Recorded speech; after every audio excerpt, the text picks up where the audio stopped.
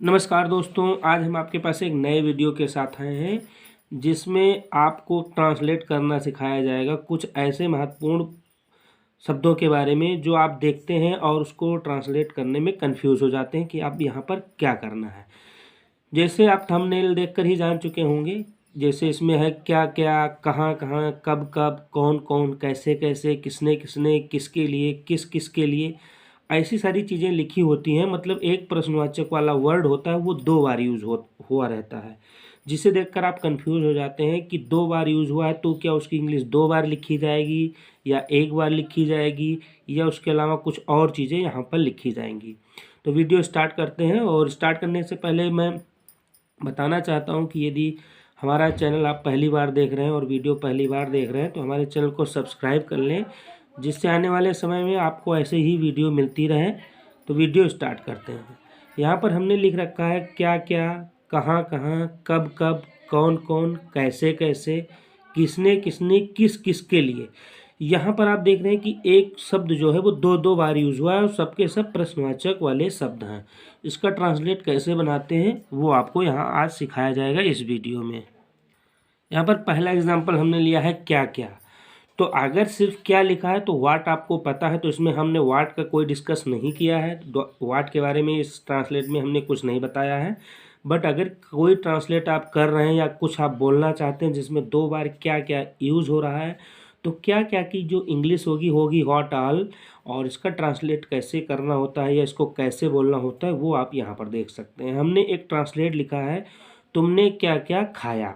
आप समझ सकते हैं कि अगर आप कहीं जाते हैं तो आप जो भी चीज़ें खाते हैं, कोई अगर आपसे पूछ ले कि तुमने वहाँ या तुमने क्या क्या खाया, तो इसका जो ट्रांसलेट होगा इंग्लिश में वो होगा क्या की इंग्लिश व्हाट होती है, बट क्या क्या की इंग्लिश होती है व्हाट ऑल।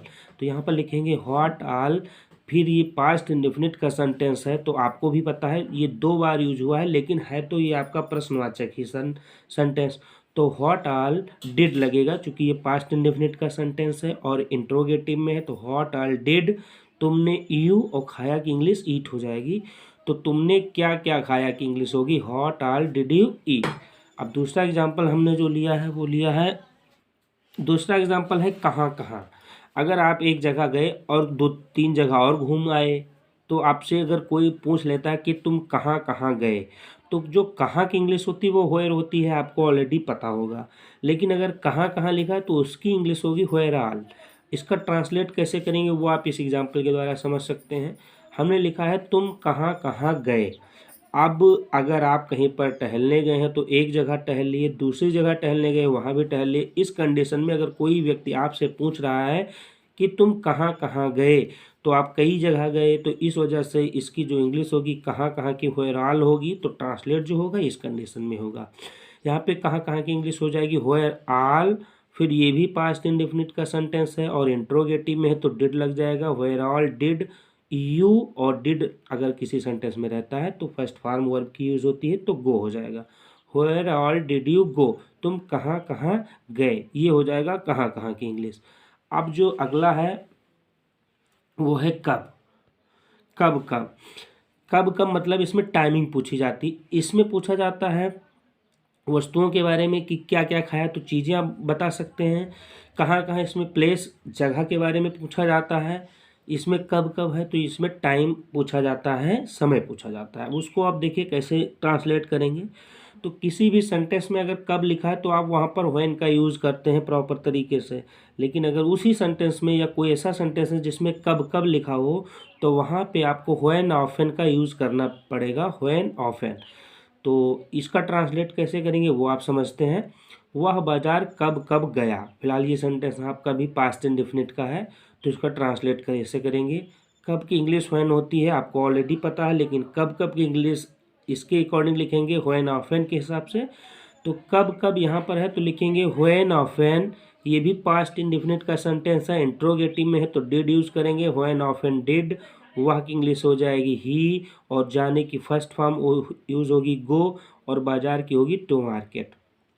तो वह बाजार कब गया का जो ट्रांसलेट होगा when often did he go to market, ये आपका बनेगा कब कब की अंग्रेजी बनेगी, या ट्रांसलेट आप कह सकते हैं ट्रांसलेट बनेगा। और अगला जो एग्जाम्पल है वो है कौन कौन, और नीचे हमने किसने किसने भी लिख दिया है। तो कौन और किसने की इंग्लिश जो होती है वो एक ही होती है। कौन की इंग्लिश हु होती है और किसने की भी इंग्लिश हु ही होती है।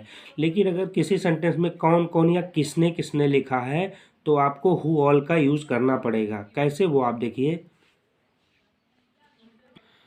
यहाँ पर हमने जो एग्जाम्पल लिया है वो है उसे कौन कौन पीटता है। ये भी कह सकते हैं उसे किसने किसने पीटा है। तो अब यहाँ पर एक ही एग्जाम्पल हमने लिखा है, उसे कौन कौन पीटता है। ये प्रेजेंट इंडेफिनिट का सेंटेंस है, इसका जो ट्रांसलेट होगा वो इस तरीके से बनेगा। यहाँ पर कौन की इंग्लिश हु होती है, लेकिन कौन कौन है तो हो जाएगा हु ऑल। और यहाँ पर हेल्पिंग वर्ब यूज़ नहीं होगा, प्रश्नवाचक होते हुए भी यहाँ पर हेल्पिंग वर्ब यूज़ नहीं होगा, क्योंकि प्रेजेंट इंडेफिनिट में अगर सब्जेक्ट का काम कौन खुद कर रहा है तो वहाँ पर डू या डज का यूज़ नहीं किया जाता है। तो हु ऑल बीट हिम, तो इसका जो ट्रांसलेट होगा हु ऑल बीट हिम, इसका ट्रांसलेट इसके अकॉर्डिंग बनेगा। अब अगला जो एग्जांपल है वो है कैसे। यहाँ पर ध्यान दीजिएगा, कैसे कैसे दो चीज़ों की बनती है वो आप ध्यान से देखिएगा, क्योंकि ये बहुत कन्फ्यूजन वाला शब्द होता है। एक होता है कैसे की इंग्लिश होती है हाउ, इसमें होता है तरीका। तरीका मतलब आप ध्यान से समझिएगा कि तुम कैसे कैसे चाय बनाते हो या तुम कैसी चाय बनाते हो। तो सीधी बात है कि इसमें आपसे तरीका पूछा जाता है कि तुम किस तरीके से चाय बनाते हो। तो अगर कैसे कैसे दो बार यूज़ हुआ है तो इसमें आपको कुछ नहीं जोड़ना है, चाहे एक बार कैसे हो तो भी हाउ का यूज़ होगा, दो बार कैसे कैसे है तो भी हाउ का ही यूज़ होगा। चूँकि इसमें तरीका अगर पूछी जाती है तो अब इस सेंटेंस को देख के आपको क्लियर करना है कि इसमें तरीका पूछा जा रहा है या कोई अदर चीज़ आपसे पूछी जा रही है। तो इसमें सीधी बात है कि तुम कैसे कैसे चाय बनाते हो, तो इसमें तरीका ही पूछा जा रहा है। तो यहाँ पर हाउ जो होगा वो कैसे कैसे की इंग्लिश होगी, कैसी। तो यहाँ पर हो जाएगा तुम कैसे कैसे चाय बनाते हो, how do you prepare T. यहाँ पर हाउ के बाद हमने कोई ऐसा, जैसे यहाँ पर ऑल, यहाँ पर ऑफन, यहाँ पर ऑल, ये सारी चीज़ें जोड़ी थी। लेकिन कैसे कैसे में आपको कोई अदर वर्ड नहीं जोड़ना है अगर उसमें तरीका मेंशन होगा तो यहाँ पर होगा how do you prepare T, आप या तुम कैसे कैसे चाय बनाते हो, इसका ट्रांसलेट होगा। और जो दूसरा एग्जांपल है कैसे कैसे, हमने इसको लिख रखा है। इसकी जो इंग्लिश होती है व्हाट टाइप ऑफ। अगर किसी सेंटेंस में प्रकार पूछा जा रहा है, प्रकार एग्जांपल के द्वारा प्रॉपर तरीके से समझ पाएंगे। किसी सेंटेंस को आप पढ़ के देखते हैं कि इसमें तरीका ना पूछकर प्रकार या टाइप पूछा जा रहा है, तो आपको वहाँ पर व्हाट टाइप ऑफ यूज़ करना है। कैसे, यहाँ कैसे कैसे लोग रहते हैं, तो लोगों के प्रकार के बारे में पूछा गया है कि कैसे कैसे, तो यहाँ पर प्रकार पूछा जा रहा है ना कि तरीका पूछा जा रहा है। तो जिस सेंटेंस में आपको लगे कि ये तरीका ना होकर प्रकार के बारे में पूछा जा रहा है तो वहाँ कैसे कैसे की इंग्लिश आपको व्हाट टाइप ऑफ यूज़ करना है। और जहाँ पर लगे कि इसमें तरीका पूछा जा रहा है, प्रकार नहीं पूछा जा रहा, तो वहाँ पर आपको प्रॉपर तरीके से हाउ ही यूज़ कर देना होता है। तो यहाँ पर जो हमने एग्जांपल लिया है, यहाँ कैसे कैसे लोग रहते हैं, इसका ट्रांसलेट। और कैसे की इंग्लिश तो हाउ होती है। अब यहाँ पर हमने कैसे कैसे की जो इंग्लिश बताई है व्हाट टाइप ऑफ, तो चूंकि प्रश्नवाचक वर्ड हमेशा बीच में रहता है तो वो स्टार्टिंग में ही लाते हैं, तो होगा व्हाट टाइप ऑफ। फिर सब्जेक्ट है प्यूपिल, ताती वाला नियम से है, मतलब प्रेजेंट इंडेफिनिट का सेंटेंस है तो लिव होगा जो कि फर्स्ट फॉर्म में होगी, तो व्हाट टाइप ऑफ प्यूपिल लिव। और यहाँ की इंग्लिश होगी हियर, तो हो जाएगा what type of प्यूपिल live here. तो इस कैसे कैसे का ट्रांसलेट इस कंडीशन में बनेगा। और इसमें जो लास्ट स्ट्रक्चर हमने बनाया है, लास्ट क्वेश्चन जो उठ रहा है किस किस के लिए, तो किस किस के लिए की इंग्लिश दो होती है, एक होती है फॉर होम या फॉर होम सॉरी, और दूसरा होता है हु फॉर। तो फॉर होम जो होती है वो इकट्ठा रहती है, यदि आप हु एंड फॉर यूज़ करते हैं तो हु स्टार्टिंग में रहेगा और फॉर सबसे लास्ट में होगा। बाकी सेंटेंस का जो वर्ड होगा वो बीच में ही रहेगा। एग्जाम्पल देखिए, यहाँ पर हमने लिखा तुम किस किस के लिए खाना बना रही हो। यहाँ पर किस किस के लिए, फिलहाल इसमें के लिए आ गया है, लेकिन किस किस दो बार होने की वजह से ये भी एक क्वेश्चन पुटअप होता है कि किस किस अगर दो बार आएगा तो हम वो किस कंडीशन में यूज़ करेंगे। तो होगा तुम किस किस के लिए खाना बना रही हो। तो किस किस की इंग्लिश पहले इस कंडीशन के अकॉर्डिंग करेंगे, फॉर हुम के अकॉर्डिंग।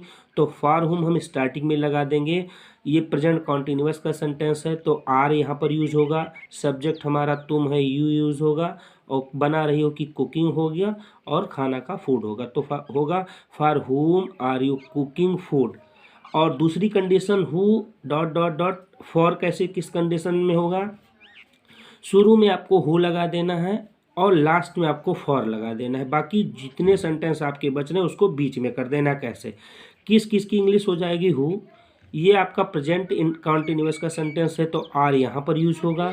उसके बाद सब्जेक्ट जो आया है तो यहाँ पर हु आर हो जाएगा, सब्जेक्ट हमारा तुम है यू हो जाएगा, पका रही हो है या बना रही हो कि कुकिंग हो जाएगा, और भोजन का या खाना की जो इंग्लिश होगी फूड होगी। और यहाँ पर इस स्ट्रक्चर के अकॉर्डिंग फॉर सबसे लास्ट में यूज होगा।